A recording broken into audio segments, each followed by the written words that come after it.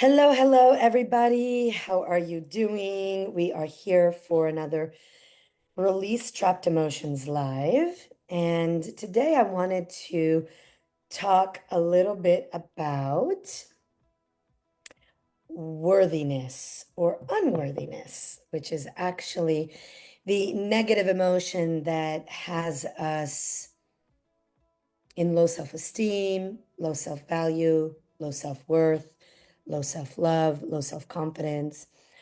So, the feeling of unworthiness is actually one of the top five emotions that trip us up in our life, in our relationships, in our finances, in our work, in our businesses, if we're entrepreneurs or business owners. And it's actually close to up there with fear, because fear is number one. And we've talked about fear in the past in these release trapped emotions. So, unworthiness stems from a core childhood wound. And the core childhood wound is different for each of us, right? So, some of us have unfortunate, very traumatic experiences in our childhood. Some of us have negative, not very nice experiences. Some of us have okay experiences. So our childhood wounds will span depending on our um, environment, our family, our peers, our societal space, our community, right? There's a lot that goes into creating our childhood wounds. But at core, it stems from our relationship with our parents and with that immediate family nucleus. So when we look at our past, and specifically the past that we experienced during the ages of 0 to 8, which is our formative years, which basically from 0 to 8, everything gets formed. Our personality gets formed.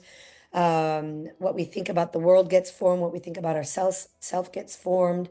Our actually unconscious self-protection mechanism forms between those ages, and our negative internal unconscious patterns form between those ages. So when we when we think back at our life experience, and specifically at that timeline on our that time on our timeline, depending on the degree of trauma and the degree of and how we internalized it, that will determine the level of how we feel unworthy of ourselves. Now, there could be people that have totally traumatic experiences, but after life has brought them to places where they've been able to really overcome those traumatic experiences. So in their adulthood, those traumatic experiences actually become tools for personal empowerment. There are other people who maybe have not had as traumatic experience. However, the way that they've internalized the negative experiences of their childhood has impacted their adult life in a negative way, such that they're not as empowered. So we can have both types of things happen, right? So I'm saying this to say that just because somebody didn't have a traumatic experience doesn't mean that they have issues or that they have things, emotional baggage and things that they need to resolve, or mental and emotional patterns, disempowering patterns that they need to work on, so that they can actually create success and create the life that they want, right?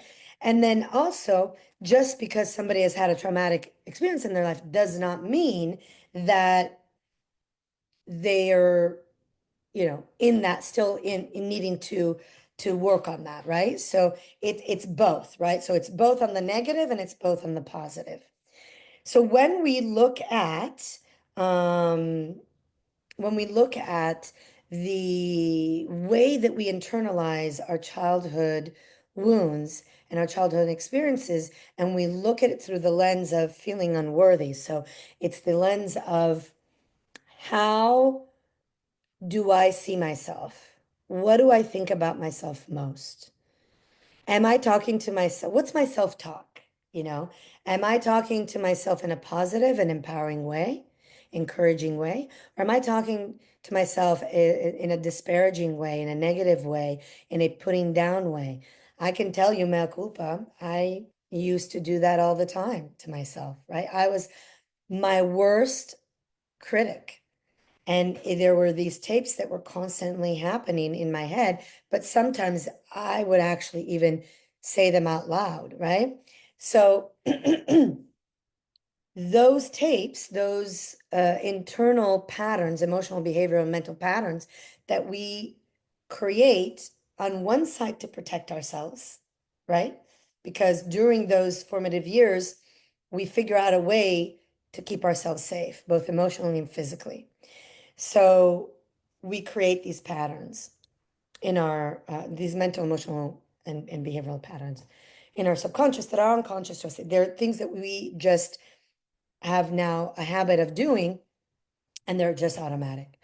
And so when we tap into those internal conversations that we're having, like, what are those? What are the conversations that you're having to yourself? Are you noticing those conversations? Because awareness, you'll hear me say this until I'm blue in the face. Awareness is key number one. Awareness is what allows you to get to understanding what's happening on the inside. What are you thinking? What are you feeling? What is guiding you to feel a certain way, to take action in a certain way, to not take action in a certain way, to withdraw, to be passive aggressive, to be assertive, to delay, right? To question yourself, to doubt yourself, right? All of the things that we do. So when we can bring that awareness, use that awareness and bring that awareness to actually um, allow us to have a little bit more insight into what's happening on the inside, right? That is where we can start dismantling unworthiness. Okay. So let me pause just 1 second. I just want to check in on the Facebook group. I just want to see if there are any comments, first of all, anybody who's tuning in. And let me see who's here. Great. Okay, perfect. So, by the way, those of you who are tuning in, you want to make any comments, ask any questions, like if anything of this applies to you and you want to get some coaching, some support for yourself, please chime in and comment in the comments. We will have some of my clients come in soon to actually do some release of the trapped emotions so that you can have an experience of outsider looking in and see if this might be something that you might want to experience yourself as well. And I will put at the end of the call a link in the comment for you to have an experience of that as well, or at least have a chat about it. So unpacking unworthiness. Okay. So we kind of talked about how it gets formed in our formative years, how it's all related to the degrees. On one side, it's related to the degrees of trauma, but on the other side, it's also related to how we've internalized it. So it's a combination of the two. It's not either or. It's how traumatic our life has been, number one, and how we've internalized it. So again, if you're just tuning in, you could have had a super traumatic childhood, but totally be in mastery of your past. Therefore, you're empowered today. Or you could have had a super traumatic experience of the past and be still had by that experience and still be working on healing it. Or you could have had a, negative experiences like we all happen because no human being escapes it. But you internalized it in a very negative and sabotaging way. Therefore, it's affecting you very badly today, right? Or maybe you didn't internalize it in a negative way and you've been able to master it.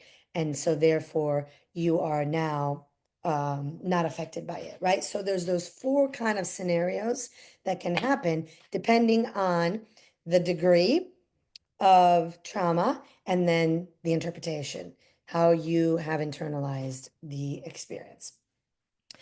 So, what is the emotion of unworthy? The emotion of unworthy is that emotion of really not feeling good enough, not feeling capable enough, not feeling enough of something. So, um, financially stable enough, pretty enough, capable enough, and smart enough, um, physically adept enough, right?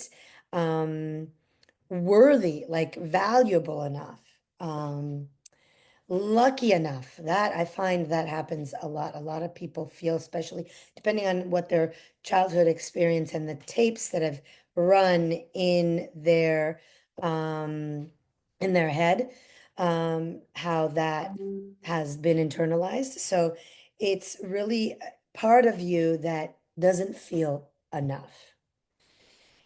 And the key is part of you. So it's really just part of you, not all of you, part of you that feels that unworthiness. It's that your inner child. It's that part of you that is still connected and still driving you today in your adulthood. And I don't know if you've heard, there's a lot of people out there doing inner child work. I do some inner child work myself.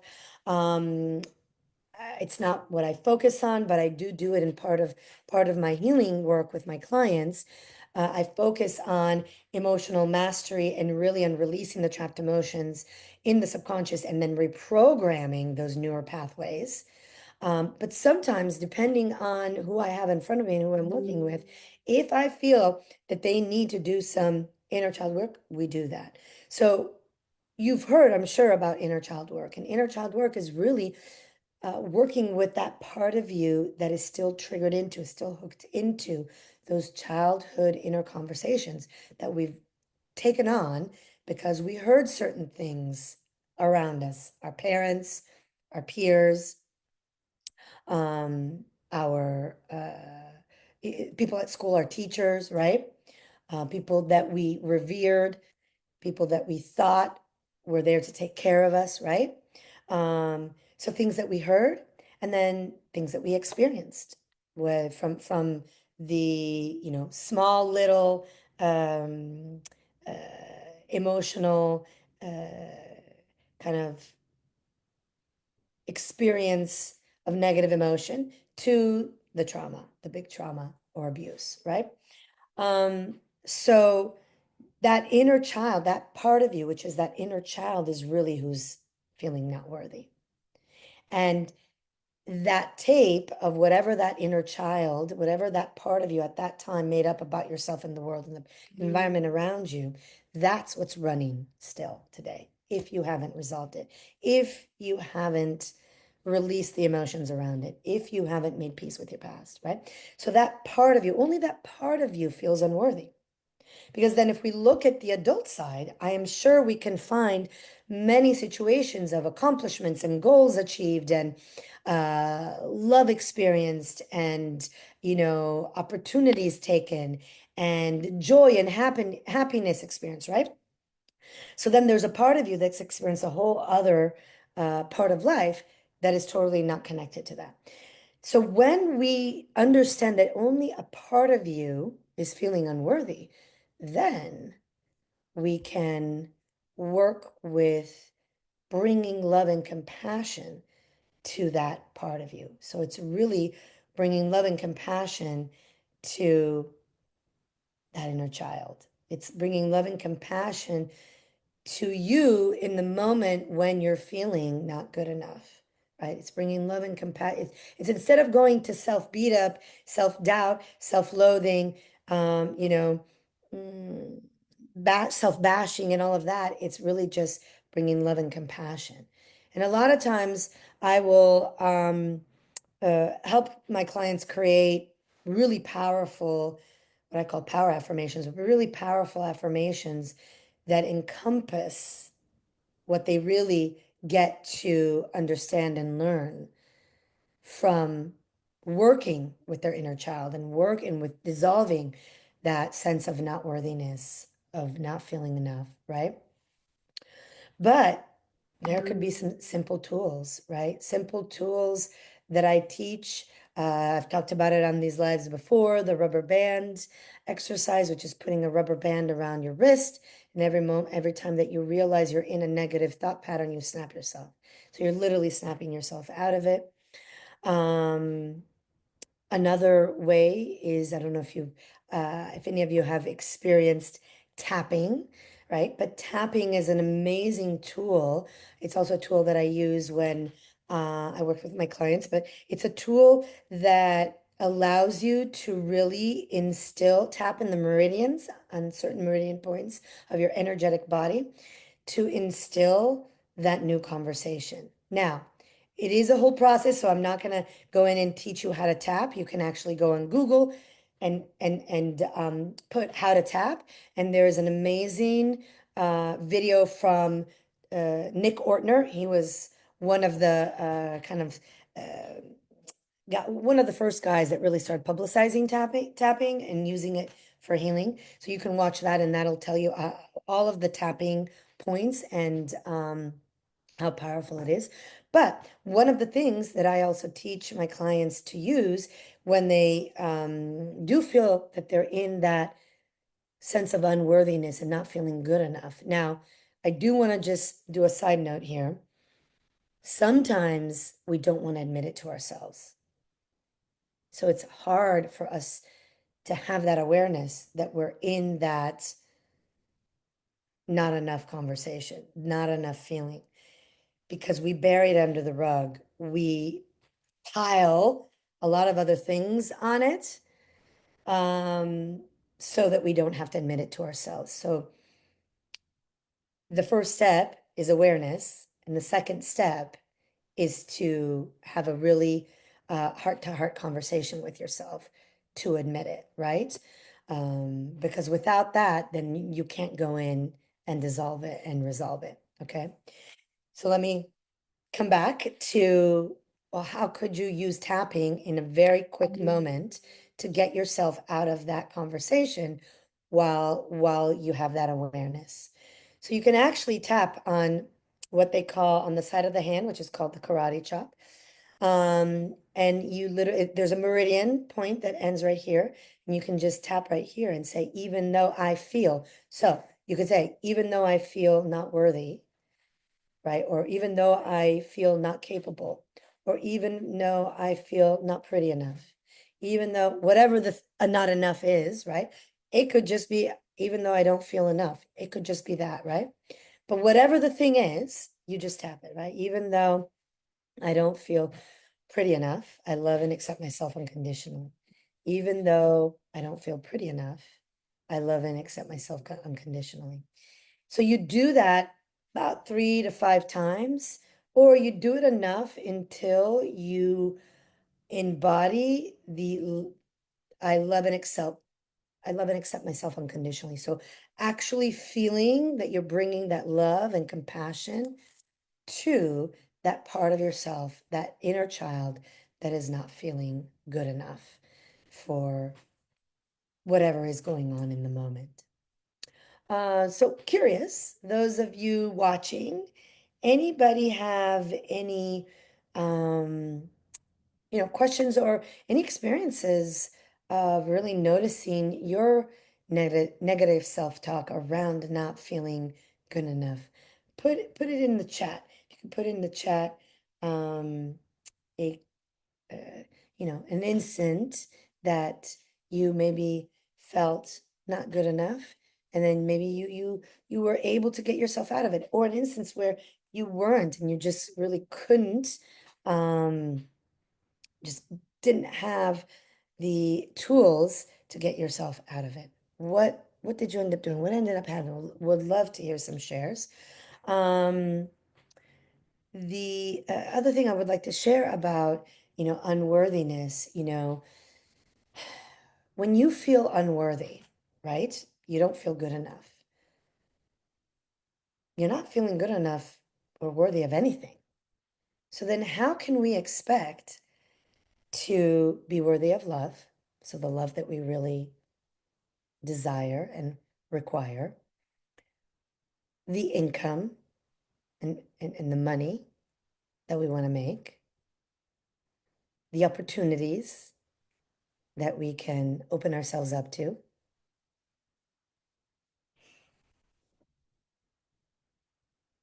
the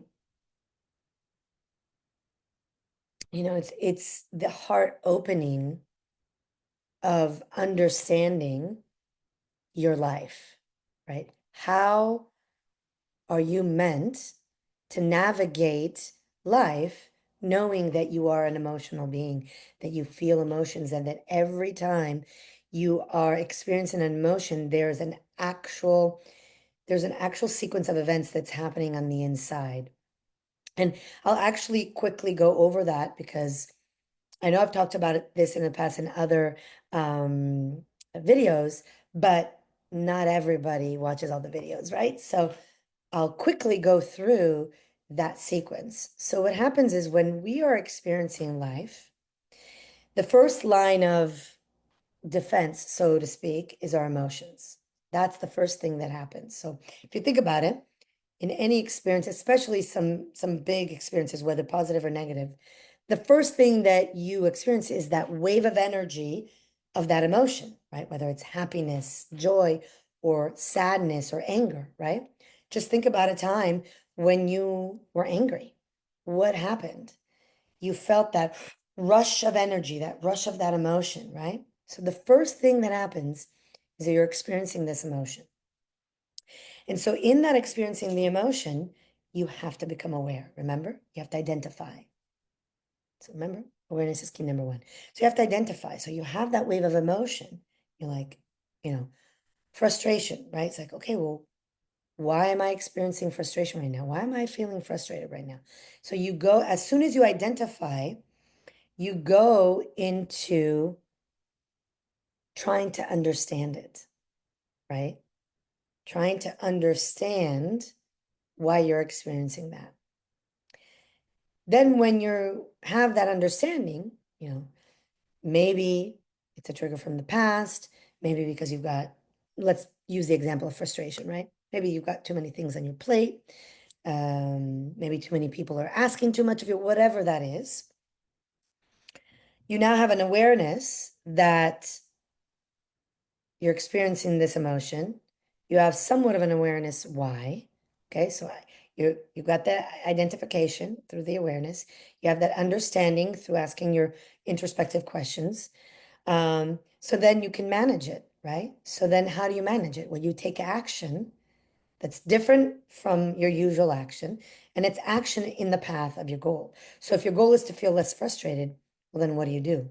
Right? You could take a pause and just tackle one thing that you need to tackle at that time. Or if you're feeling frustrated because there's a lot happening in your life, then you focus on one thing. Or maybe too many people are requiring your attention, then you have conversations with some of them and renegotiate your involvement, right? I mean, there's many actions that one can take depending on the situation. So now you're managing. And in that managing, then you can actually empower yourself to create something different. So that is actually the pathway of emotional intelligence. But what happens is most people don't have the knowledge of that, right? So what happens is our brain is actually in auto mode. And the auto mode is I'm experiencing this rush of emotion.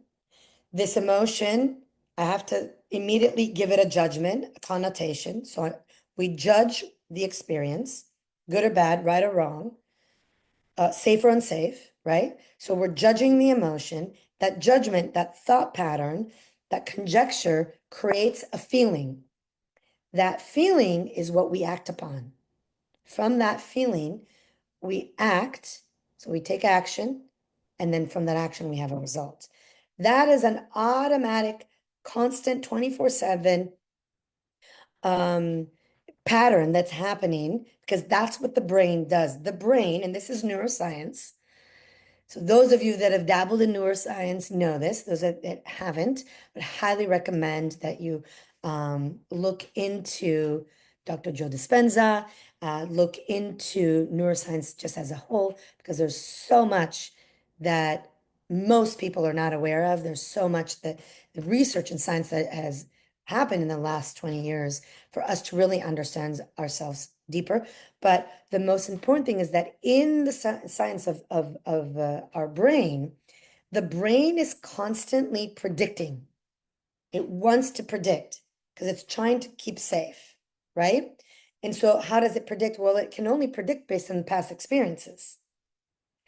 And what are past experiences? Past experiences are just interpretations and judgments of what we've experienced. So that's how the brain is constantly judging, predicting, looking to see, okay, is this right? Is this wrong? Is this good for me? Is this bad for me? Is this safe? Is this not safe? Should I do this? Should I not do this? Right? It's constantly doing that. And it's doing it in its split second.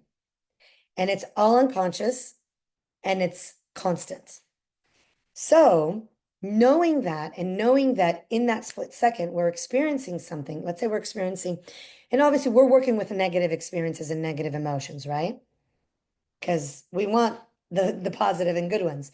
So in the negative emotions, in the negative experience, what's happening to us automatically, and this, if you just think of any time that you've been angry or frustrated and snapped at someone, either talked back, either maybe reacted physically, maybe reacted, by yelling, or maybe reacted by withdrawing, or maybe reacted by being passive, whatever it is, right? You've been in reaction. That reaction, it's the instinctive response from the brain's process of emotion, thoughts, feelings, and actions. Emotion, thoughts, feelings, and action. Emotion, thought, feelings, and actions. That is the sequence. And that is the way that the brain predicts and then makes decisions from those feelings to take or not take action on something. And that's how we create results. So now I know that I've gone a little bit of on a tangent here, but it's important for you to understand that looking at our emotional landscape and how we process our emotions, how we respond and react to our emotions, it is of utmost importance for you to lead a happy, healthy, prosperous life. Because if you do not, you are at the whim of your emotional baggage and your emotional past, and you will be a victim to it unless you master your emotions. So it's really important to understand this process. And I can tell you this because I was a victim to my emotional past.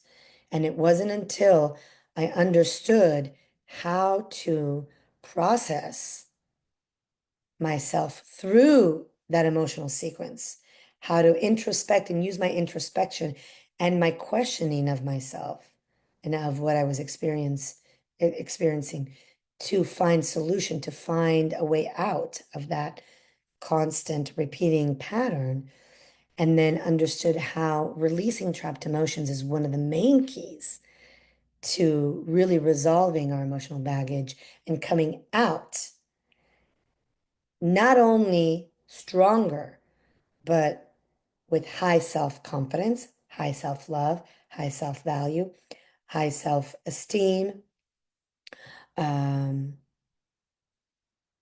just high self-empowerment, right? Really understanding how I can serve myself in moments of dips in my emotional state, how to keep myself in a higher emotional state, and how to basically navigate what life constantly throws at me. Because life is challenging. Life has ups and downs. Life has bad things, right? And negative things and um challenges and obstacles that we have to face.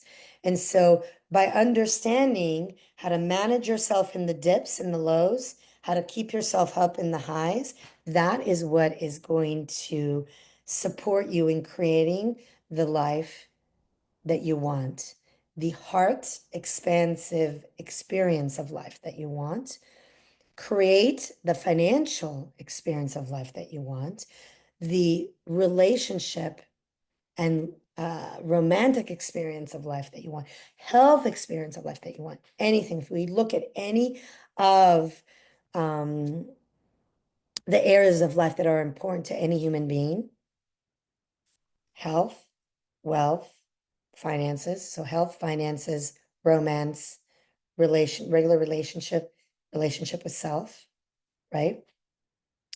Um, this all encompasses all areas. And it's really a path to high emotional intelligence. It's a path to emotional resiliency and sustainability. It's a path to um, really just mastering yourself and allowing yourself to be an observer of your life as you are a participant in your life. And that's how you are able to really become a master, right? You see here in my background, be the master of your flow. It's all flow, financial flow, love flow, health flow, opportunity flow, happiness flow, joy flow, bliss flow, laughter flow, friendship flow, opportunity flow. Did I say that already? Right? It's being the master of your life, right? And so I I can speak to this because that's what I've experienced. That's what I've done for my life. I am living my dream life, right? I have been able to master my lows and my highs, right? Now, that doesn't mean that I don't feel, that doesn't mean that I don't have lows. I still have lows, but with the tools and the experience and having made peace with my past and been able to release and resolve the trapped emotions in my subconscious and created new neural pathways in the brain and new conversations from the old ones that my inner child made up when she was little, my teenager ages, and even some in my adulthood, right? Been able to really reprogram this because of all of that work. I've been able to create the life that I want and continue to. And I know that if I can do it, you can do it. If it's possible for me, it's possible for you. And this is why actually I do the work that I do. Because when I first experienced myself in that new me, I knew what I had been experiencing. I knew how I felt. Felt like waking with a sense of dread every morning, waking up with that sense of really just kind of feeling burdened, feeling like there's a black cloud following me everywhere, kind of like Linus, right? And Snoopy, where he has that cloud. I think it's Linus, or maybe it's not Linus. I forget which character. Anyway, the black cloud following me everywhere, and just feeling dejected, feeling unlucky, feeling inadequate, feeling really low in confidence, did not value myself whatsoever. And I would see it in the decisions that I was making and the people that I was surrounding myself with and the results that I was having in my life, both in a personal level and at a business level. So I knew where I was.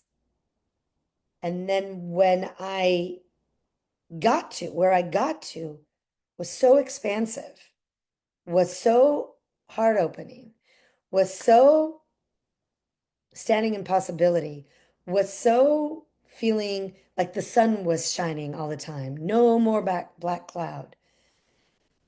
There was always beauty and positivity and happiness, even amongst the challenges and the sadness and the negative experiences, etc.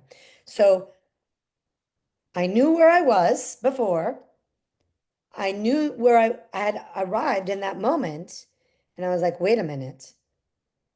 If this is possible for me, it's possible for anybody else. And that is actually the moment that I chose to do this work because I wanted, especially for women, I wanted women to feel what I felt.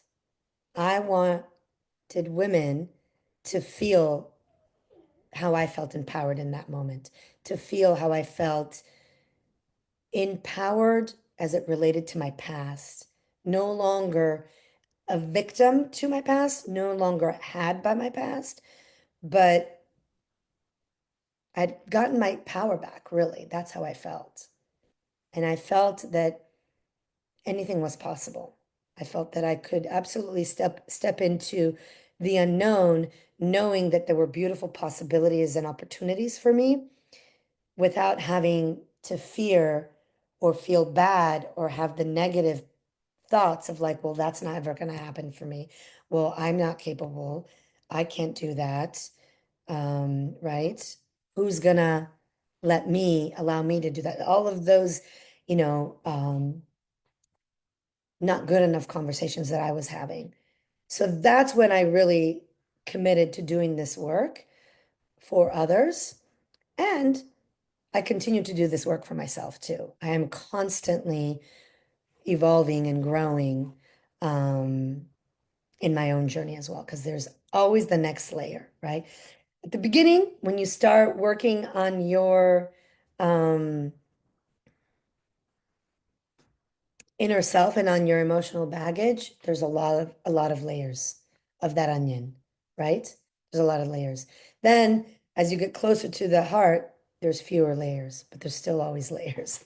So, would love to hear anybody chime in from the Facebook group if you have any questions, any shares of experience. Um, if you actually comment, I can bring you here on video as well, and I can do a quick how do you say hot seat. I had to look for that word. Um, I did get a message from one of my clients. She's not going to be able to make it, so um, I'm gonna basically close this out if nobody has any questions or wants to share. So we've talked about the emotion of unworthy and really understanding that when we feel unworthy, it's just part of ourselves that feels unworthy. It's that inner child that feels unworthy. And so it's really about using our emotional ninja hacks, which is to bring love and compassion to that part of yourself that feels unworthy, because it's only that part. It's not the whole of you. So bringing that love and compassion is just really understanding, where did that unworthiness come from? What was the impetus? And so you can start by, asking the questions. What is underneath this? What is this about? What am I meant to see that I'm not seeing right now? What is the lesson for me in this moment? Those are some questions that you can use to ask yourself and start introspecting, that are tools to have you start really understanding yourself moment to moment to moment to moment. Then I shared with you the rubber band tool and the tapping on the karate chop tool. Okay, so you can re-watch this video if you're just tuning in, and it'll be housed in the Emotional Money Mastery group.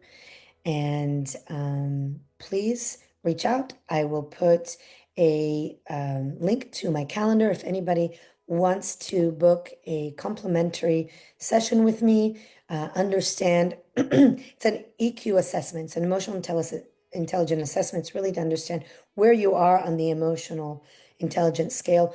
Where do you need to work most on as far as your emotionality goes? And what are the things that you want to step into? What are the results? So we'd be tackling that so that I can give you some tools and give you some action steps to take. And then obviously, if it feels in alignment, then we can have a chat about how I can support you as well. So